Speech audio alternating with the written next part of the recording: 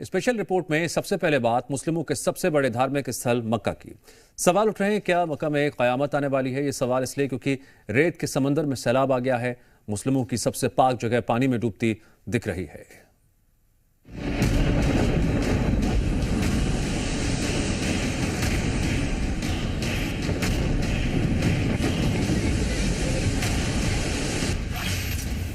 मक्का में बाढ़ क्यों आ रही है?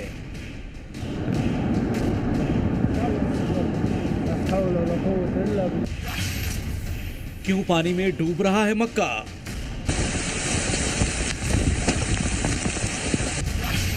मक्का में कुदरत की आफत क्यों?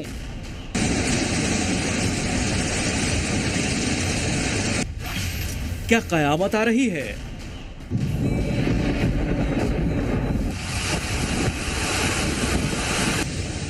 बाढ़, बारिश और आसमान से बरसती इस आफत को देखकर सवाल उठ रहा है कि क्या कयामत आने वाली है? सऊदी अरब जो एक रेगिस्तानी इलाका है जहां दूर दूर तक रेत का समंदर दिखता है, वहां अब रेत का नहीं बल्कि सैलाब का सितम दिखाई दे रहा है।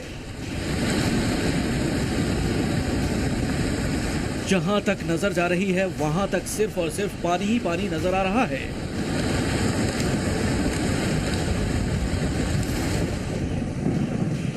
पूरा का पूरा शहर पानी में डूबा दिखाई दे रहा है।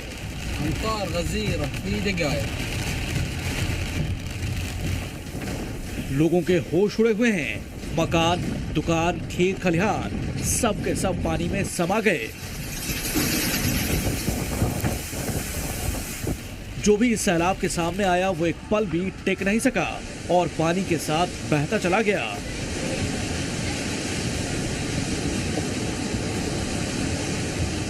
मक्का मुस्लिमों की सबसे पवित्र जगह है, जिसके बारे में कहा जाता है कि वहां जाने से जन्म जन्मांतर के सारे पाप कट जाते हैं। अल्लाह की नेमत हासिल होती है।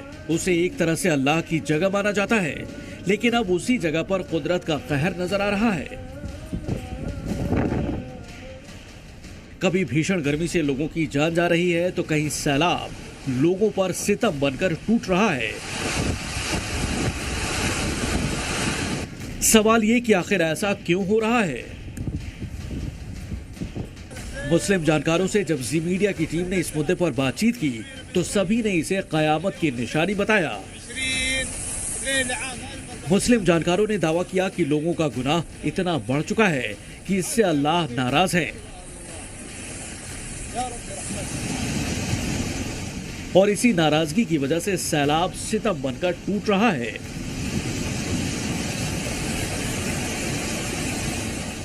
इस तरह बारिश होना और इस तरह के सैलाब आना ये क़यामत की निशानियों में से एक निशानी है। जहां कभी बारिश नहीं होती वहां आसमान से बिजली गिरना, सैलाब का आना लोगों के डर की वजह है। सवाल ये कि अगर अल्लाह की नाराजगी से क़यामत आ रही है तो क्या इसे रोका जा सकता है? और आफतों और मुसीबतों का आना इस बात की पहचान है कि क़यामत हमसे बहुत करीब आ चुकी है। इसलिए उसको, उसके छुटकारे और उस मुसीबत से निजात के लिए तमाम इंसानों को ये पैगाम दिया जाता है कि हम सब के सब अच्छे काम करें।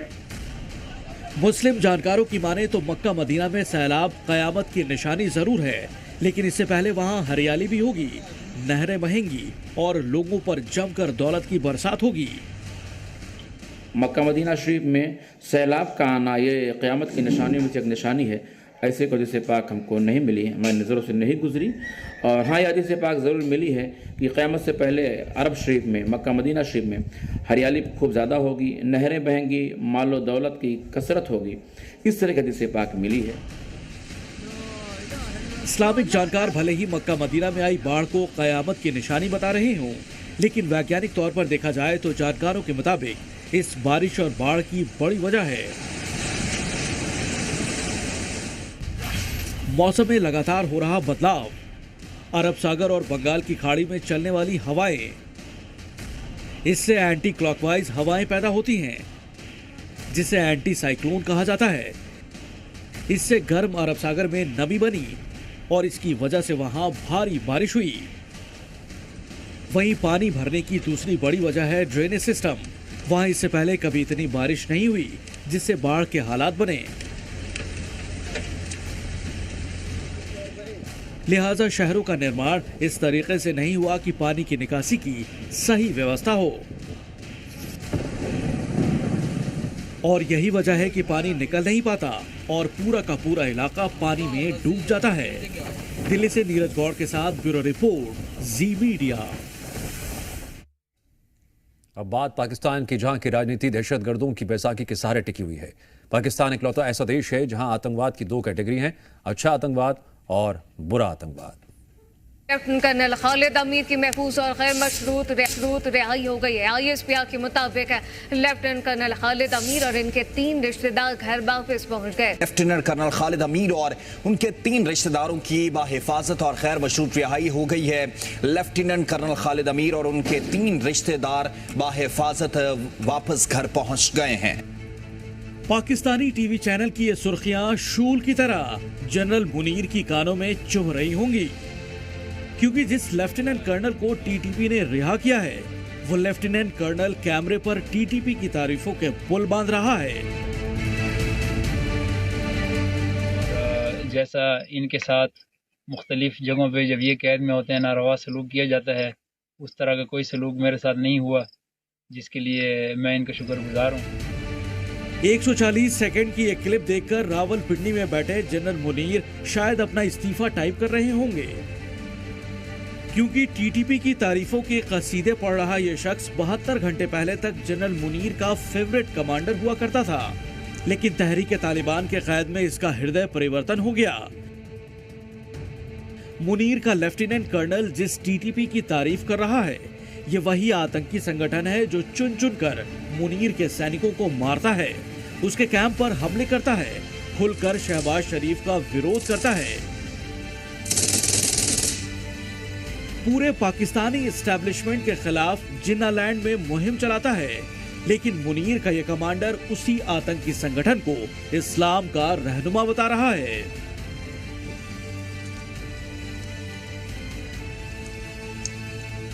जितना भी मैंने इनको पाया, ये अपने जो इनका अकीदा है, जो इनका बिलीफ है, वो उसके ऊपर कायम और दायम है और इस्लाम के रास्ते पे इस्लाम का जो है वो बोलबाला करना चाहते हैं।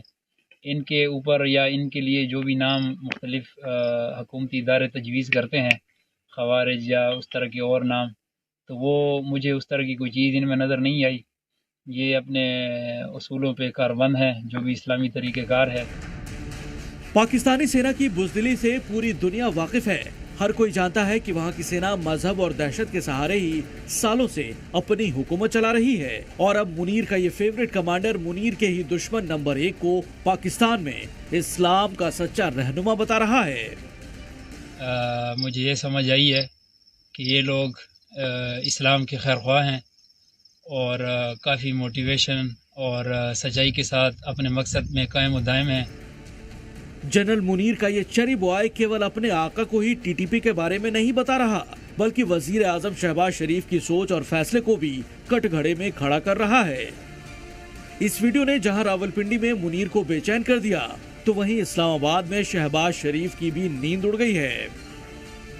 और इनके ऊपर जो नाम हुकूमत या मुख्तलिफ लोग रखते हैं, वो शायद उनके और इनके बीच में एक कम्युनिकेशन गैप है, जिनसे इनकी जो सोच है उनका अंदाज़ा शायद दूसरी तरफ सही नहीं हो रहा। खबर तो ये भी है कि पाकिस्तान सेना के इस लेफ्टिनेंट कर्नल की रिहाई के लिए मोटी रकम खर्च की गई है। पहले से गुर्बत में जिस पाकिस्तान का दम घुट रहा है, उसके सरकारी खाते से 3 लोगों की रिहाई के लिए 10 करोड़ पाकिस्तानी रुपए टीटीपी के आतंकियों को दिए गए।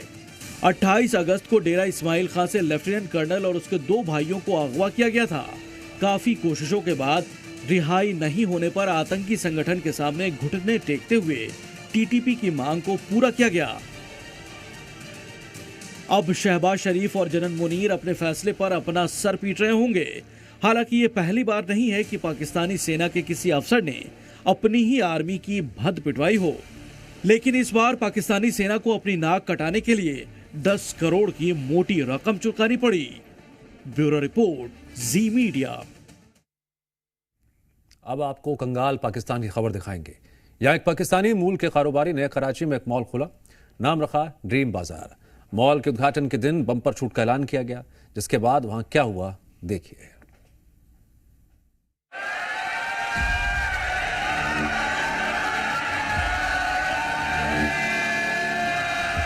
पेट्रोल के पैसे वापस मिलने चाहिए। बहुत अम्मी टेंशन नहीं लेना, ड्रीम बाजार है वो। ये 50 रुपए की चीज लाए थे, 600 रुपए की चीजें इधर।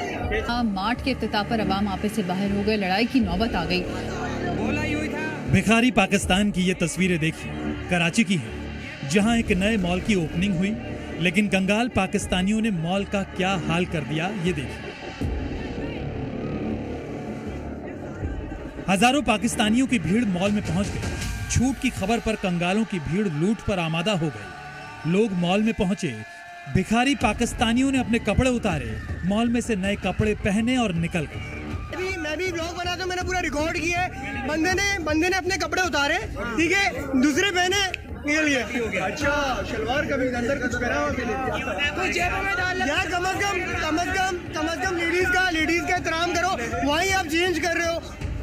कंगाल पाकिस्तानियों की हरकत देखी, पूरे माल का कबाड़ कर दिया। कराची के कंगालों ने मॉल में रखे डमी तक को भी नहीं बख्शा। आप मेरे पीछे देख सकते हैं, देखें लोगों ने इतनी तबाही मचाई है इस मॉल में। ड्रीम बाज़ार जो दौर में जिसकी ओपनिंग अभी थोड़ी देर पहले की गई, तो भाई लोग इतना ही तबाही मचा रहे हैं कि मैं आपको क्या बताऊं। लोगों को चाहिए था कि भाई जैसे एक चीज़ उन्होंने प्रॉपर मेंटेन करके रखी गई थी, उस तरह लोगों ने उसी की उतनी ही बर्बादी करी है। आप ये देखें कितनी बदतमीज़ी है। आप ये देखें, किसी ने ये डम्मी के कपड़े उतारने के बाद जो है ये धोती बांध दी है। भाई गलत बात है, गलत हरकत करी धोती बांध के। अब इनको देखिए, मॉल में कपड़े खरीदने आए थे या लूटने? दाने दाने को मोहताज हैं, लेकिन मॉल खुला तो शर्ट इतनी ले जा रहे हैं कि गिन ही नहीं रहे हैं। दरअसल इन्होंने शर्ट खरीदी नहीं है, इसे लूट कर ले जा रहे हैं। कितनी खरीदी? गिनी तो नहीं। हाँ भाई, हाँ अल्हम्दुलिल्लाह। देना है, अभी पैसे देनी है। पता नहीं उठा ली। चलो, आप बिल कैसे बनवाओगे? बिल वहाँ से आके बनवाएंगे। अब इनको देखिए, मॉल में लूटपाट के बाद बिखरे हुए कपड़ों को बिस्तर बना लिया है, लेटे हुए हैं आराम से। और आप बड़े मजे से लेटे हुए कपड़ों पे। वैसे ये भी गलत बात है, उन्होंने बड़ी मेहनत से बनाया था सब चीज। जो लोगों ने ये भी गलत बात है, बहुत गलत बात है ये भी। ठीक है, देखो ये आवाम ने भी ना, मेरे हिसाब से लोगों ने भी गलत करा है यार। हालत देखो कपड़ों की क्या करी है लोगों ने यार। एक किसी का ब्रांड, लोगों को एक अच्छी चीज दी उन्होंने, लोगों को एक अच्छी चीज दी उन्होंने, मगर लोगों ने भाई क्या हालत करी। लोगों ने नाजायज फायदा उठाया ना, चोरी भी करी है। ये पाकिस्तानी मॉल पहुंचकर 50 रुपए की चीज देख रहे हैं, 50 रुपए की शर्ट खरीदना चाह रहे हैं। 50 रुपए की कोई भी चीज नहीं है। अंदर एसी भी नहीं चल रहा, अंदर एसी भी नहीं चल रहा, और इतना ज्यादा रश होगी जिसकी वजह से ना आवाम अंदर घुट के मर रही है, और पानी की भी कोई भी सहूलत नहीं है अंदर। भीड़ देखिए, मॉल खुला और छूट का ऑफर मिला तो भीड़ ऐसी उमड़ी कि मॉल में जाने तक की जगह नहीं है। सब आवाम पागल है, शोर करे यार, इनको समझ नहीं आ रहा है। 12 महीने सेल होगी लेकिन ये लोग नहीं मान रहे, ये कह रहे आज ही जाएगी। मॉल का हाल देखिए, कह नहीं सकते कि कुछ घंटे पहले जिस मॉल की ओपनिंग हुई थी, अब वो लुटी हुई दुकान लग रही थी। पूरा डिस्प्ले इनका बेकार दिया है यार। स्टॉक चेक करो, जमीनों पे रुल रहा है, लोगों के पैरों में आ रहा है, और लोग ना इस शर्ट मर्ट से, इन पैंट वैंट से अपने मुंह साफ कर रहे हैं जिनको पसीना आ गया है। स्टॉक चेक करो, सारा बिखर गया सारा इनका स्टॉक। भीड़ इतनी थी कि कई लोग मॉल के अंदर घुस ही नहीं पाए। आप अंदर गई थी अभी? जी नहीं, मैं अंदर नहीं जा सकती क्योंकि रश बहुत ज्यादा है। 3.5 करोड़ की आबादी को जो है वो एक टाइम में इन्होंने बुला लिया। अच्छा, जुल्म है बहुत। कराची के साथ बहुत बड़ा जुल्म होता है, हमेशा की तरह वो इसी तरह से होता है जी। मॉल की 2 तस्वीरें भी देख लीजिए, पहले ये मॉल कैसा था और अब इसकी हालत क्या है। खुद पाकिस्तानी भी अपनी इस करतूत पर शर्मिंदा हैं। बंदा क्या कहे, ये तुम लोग जाहिल हो, कदर होनी चाहिए। आप पाकिस्तानी हो, लोग कहते हैं हम पाकिस्तानी आज़ाद हैं। अब ये जगह जगह पे लोग को लूट लेते हैं।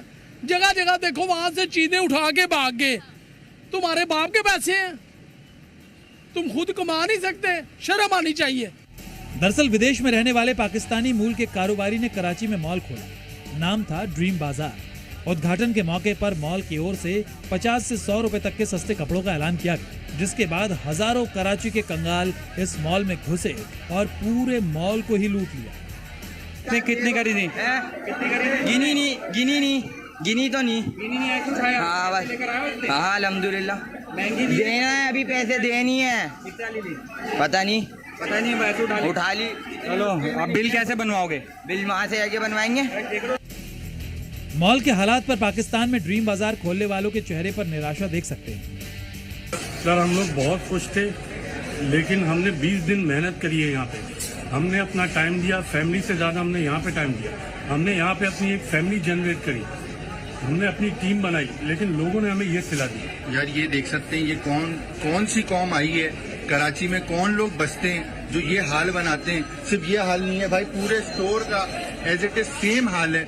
मतलब कौन लोग हैं भाई, ये कहाँ से आते हैं? कोई मैसेज है अनस भाई, कुछ पैगाम देना चाहेंगे कराची के लोग? नवाजिश भाई, वैसे ही पाकिस्तान में लोग जो बहुत मिनिमम साइड पे इन्वेस्टमेंट्स कर रहे हैं, ठीक है, जो कर रहे हैं लोगों के बेनिफिट के लिए कोई चीजें लेके आ रहे हैं। अगर लोग इसको नहीं समझेंगे, जब तक खुद ठीक नहीं होंगे तो आपके लिए चीजें कैसे ठीक होंगी? मतलब साफ है, ये पाकिस्तानी सुधरने वाले नहीं, कंगाल थे, कंगाल हैं और कंगाल ही रहने वाले हैं।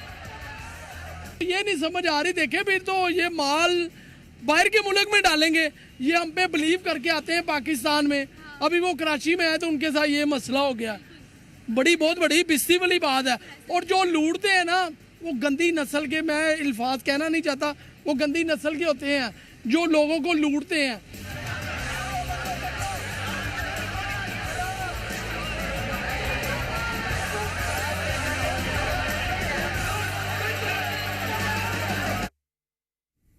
अब बात उस नफरती राजनीति की जिसका शिकार बिजनौर से लेकर बांग्लादेश तक के हिंदू हो रहे हैं।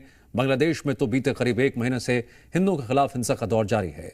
वहीं अब उत्तर प्रदेश के बिजनौर में ऐसी ही घटना हुई है।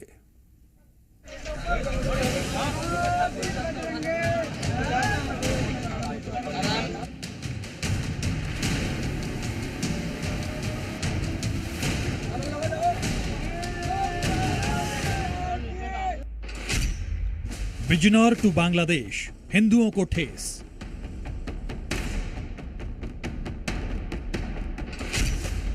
मूर्ति खंडित, माहौल बिगाड़ने की साजिश। सबसे पहले बात यूपी के बिजनौर की, जहां हिंदुओं के खिलाफ नफरती एजेंडा सामने आया है। ये तस्वीरें बिजनौर के सियोहारा इलाके की हैं, जहां कुछ अज्ञात लोगों ने भगवान की प्रतिमा को खंडित कर दिया। जब इलाके में इस बात की खबर फैली तो लोगों का गुस्सा फूटा और बड़ी संख्या में लोग मंदिरों के पास इकट्ठा हो गए।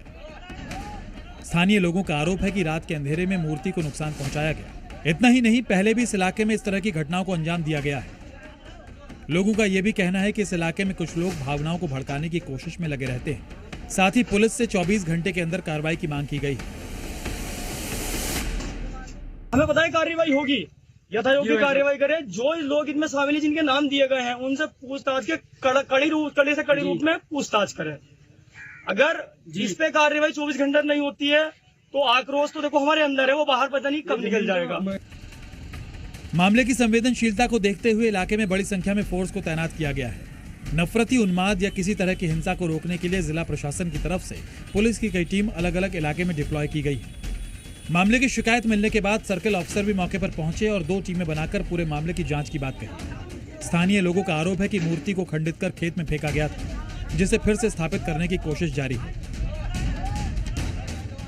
संबंधित से तहरीर प्राप्त कर सुसंगत धाराओं में अभियोग पंजीकृत किया जा रहा है। घटना के खुलासे के लिए 2 टीमों का गठन किया गया है। शीघ्र ही घटना का सफल अनावरण किया जाएगा। वहीं बिजनौर की तरह बांग्लादेश में एक बार फिर हिंदुओं के मंदिरों को निशाना बनाया गया है।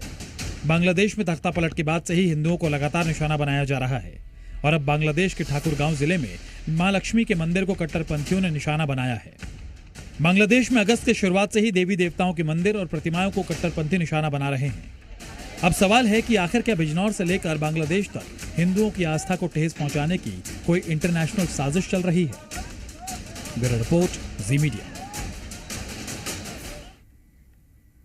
इंदौर में जल्द नदी किनारे बने 1500 घरों पर प्रशासन का बुलडोजर चलेगा। सिंगस्त प्रोजेक्ट के तहत कान्हा नदी और सरस्वती नदी के किनारे बसे घरों को प्रशासन हटाएगा।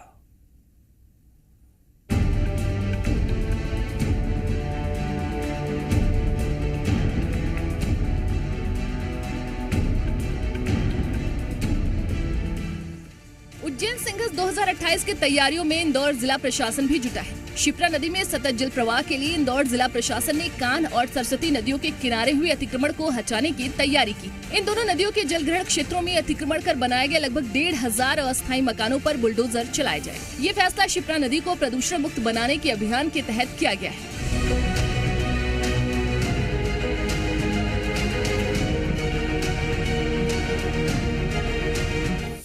कान्ह नदी और सरस्वती नदी की सफाई जारी है। अब इन नदियों के किनारे बने करीब 1500 कच्चे मकान भी हटाए जाएंगे। सिंगस्त प्रोजेक्ट के तहत ये कब्जे हटाए जाएंगे। बता दें कि इन घरों को नोटिस भी जारी कर दिया गया है और बारिश के बाद इन घरों पर कार्रवाई होगी। जानकारी के मुताबिक सिंगस्त प्रोजेक्ट के तहत कब्जा मुक्ति अभियान शुरू किया गया है।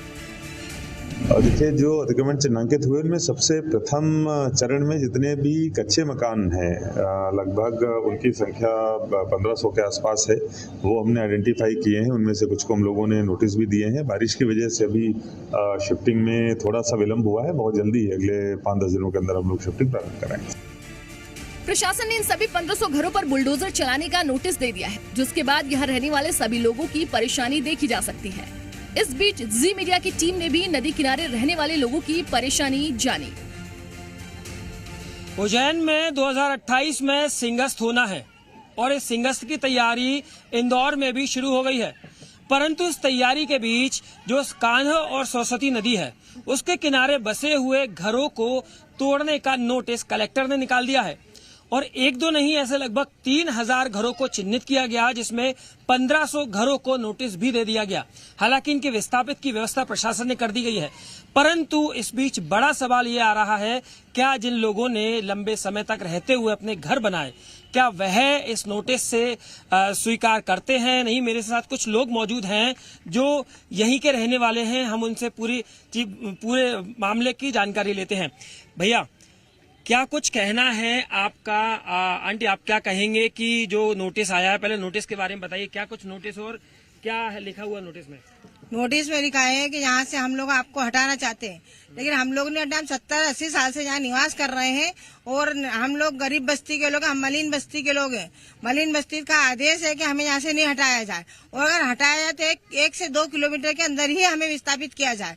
इस प्रशासन से हमारी ये गुजारिश है कि हमें नहीं के नहीं कहीं भी स्थापित करें, हमारा नहीं के नहीं रहने का इंतजाम करें। हम दूर नहीं जा सकते, हम क्या कमाएंगे, क्या खाएंगे? हम 400-500 रुपए कमाने वाले लोग हैं, हमें पूर्ति कहाँ से होगी? ना आप जंगल में व्यवस्था है कुछ चीज की, ना कहीं चीज की कमी है। कितने साल पुराने हैं, कितने साल से आप यहाँ पर रह रहे हैं? हम कम से कम 40 से 50 साल से तो यहाँ रह रहे हैं और अब अगर ऐसी पोजीशन में हमको यहाँ से कहीं दूर दराज भेज देंगे, हम 200-300 रुपए रोज कमाने वाले हैं। हम वहाँ से आने जाने में हमारा 100-150 रुपया खर्चा होगा, तो हम परिवार कैसे पालेंगे? अब इतनी दूर और जंगलों में फेंक रहे हैं, आसपास भी नहीं। और हम चाहते हैं कि बस हमें 1-2 किलोमीटर की रेंज में दिया जाए। मलिन बस्ती का ये आदेश है, कलेक्ट मतलब वो हाई कोर्ट के आदेश है, सुप्रीम कोर्ट के आदेश है कि भाई इन लोगों मलिन बस्ती वालों को बसाया जाए तो इसी जगह बसाया जाए कि 1-2 किलोमीटर की रेंज में।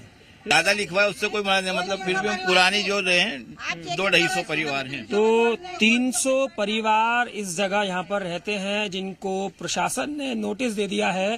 जो 50 साल से यहाँ रह रहे थे उन घरों को तोड़ने का प्रशासन ने नोटिस दिया और उनको विस्थापित करने के लिए दूसरी जगह बताई गई है, जिस जगह में ये रहने के लिए तैयार नहीं है। देखना होगा आगे प्रशासन इस ओर और क्या कार्रवाई करता है। जी मीडिया के लिए इंदौर से कैमरा पर्सन मनीष मक्कर के साथ शिवमोहन शर्मा। आपको बता दें कि कब्जा मुक्ति अभियान का मुख्य उद्देश्य शिप्रा नदी को साफ और सुरक्षित बनाना है, जो हर 12 साल में उज्जैन में लगने वाले सिंगस्त कुंभ मेले के दौरान लाखों श्रद्धालुओं के लिए महत्वपूर्ण है। प्रशासन ने इस परियोजना के लिए 600 करोड़ रुपए की लागत का खाका तैयार किया है, जो इंदौर और उज्जैन के लिए एक महत्वपूर्ण कदम साबित होगा। ब्यूरो रिपोर्ट, जी मीडिया। और यहाँ वक्त है ब्रेक का।